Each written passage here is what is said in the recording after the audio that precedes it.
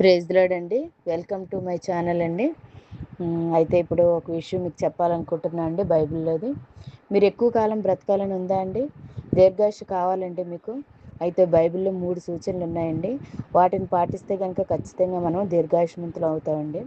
అదేంటంటే నిర్గమకాండము 20 అధ్యాయము 12వ వచనం చూసినట్లయితే చూడండి, నేను చదువుతున్నాను. నీ దేవుడైన యెహోవా నీకు అనుగ్రహించే దేశంలో నీవు దీర్ఘాయుష్మంతుడగునట్లు నీ తండ్రిని నీ తల్లిని సన్మానించుము.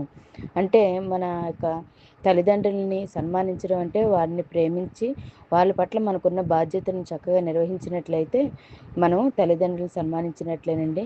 వాళ్ళ పట్ల ఆ విధంగా నడుచుకోవాలని దేవుని వాక్యం సెలవిస్తుందండి. అది మొదటి సూచన. దానివలన మనం దీర్ఘాయుష్మంతులు అవుతామని దేవుడి వాక్యం సెలవిస్తుంది. రెండవదండి, సామెతలు 10వ అధ్యాయము 27వ వచనం చూసినట్లయితే యెహోవా యందు భయభక్తులు కలిగి ఉండుట దీర్ఘాయువునకు కారణం. అంటే దేవుని యందు భయభక్తులు అంటే దేవునికి భయపడి మనం దేవునికి ఇష్టమైన రీతిలో నడుచుకోవాలి. దేవునికి భక్తి అంటే దేవుని ప్రేమించి దేవునికి ఇష్టం వచ్చినట్లుగా మనం నడుచుకున్నట్లయితే మనము దేవుని యందు భయభక్తులు కలిగి ఉన్నట్లయితే మనకి దీర్ఘాయుషు కలుగుతుందని దేవుని వాక్యం చదివిస్తుందండి. అలాగే మూడవది ఏంటంటే సామెతలు 28వ అధ్యాయము 16వ వచనం అండి. దుర్లాభమును ద్వేషించువాడు దీర్ఘాయుష్మంతుడు అగును. దుర్లాభము అంటే ఏంటండి? అన్యాయం వల్ల, మోసం వల్ల, చెడు వల్ల వచ్చేటటువంటి లాభము ద్వేషించాలండి. అటువంటి వారికి దీర్ఘాయుషు కలుగుతుందని దేవుడి వాక్యం సెలవిస్తుందండి. చూశారు కదండి, ఈ 3 వచనాల్లో దీర్ఘాయుషు మనం ఎలా పొందుకుంటాం అనేది దేవుడు వాక్యం ద్వారా సెలవిస్తుంది.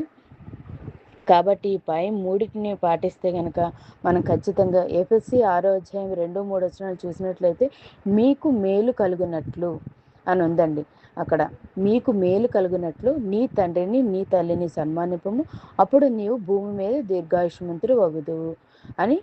అది వాగ్దానంతో కూడిన ఆజ్ఞల్లో మొదటిది. చూశారు కదండి, మనకి మేలు కలిగినట్లు అంటే మనకి ఈ విధంగా ఉండే ఈ 3 సూచనలు పాటించడం వల్ల మనకి దీర్ఘాయుష్ ఒక్కటే కాదండి, మనకి మేలులు కూడా కలుగుతాయని అక్కడ దేవుని వాక్యం సెలవిస్తుంది.